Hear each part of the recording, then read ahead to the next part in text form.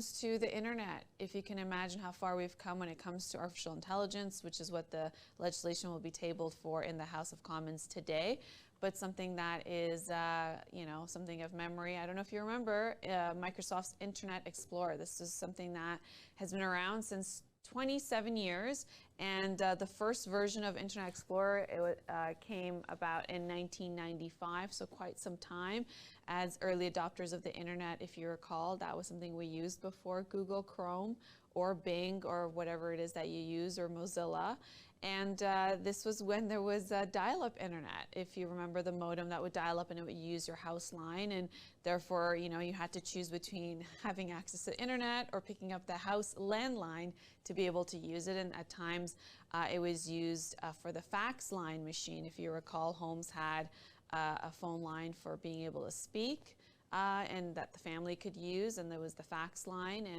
And when you had to use internet back in 1995, well, it was a modem. It was a dial-up, and if you remember those noises it made, and sometimes it was slow, but that was the start of people using the internet. And so now it's retired after 27 years, and yesterday was its last day.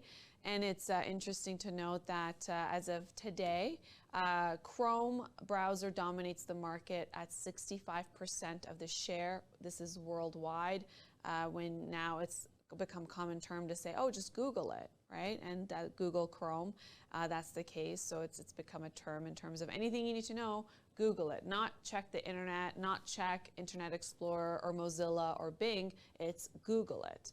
And that's what we say, followed by when it comes to domination of web browsers worldwide, well, Chrome is at 65% market share worldwide. Apple Safari is at 19%, which makes sense because most people have iPhones. If they do, that's what you have there. Although I haven't downloaded Chrome on my iPhone, but when it comes to my laptop, which is an Apple, well, I use between Safari less times than I do Chrome because I Google things. And so that's 19% of the market share when it comes to internet. So it's very nostalgic to be able to remember Internet Explorer, and thank you for your service since the onset of the internet.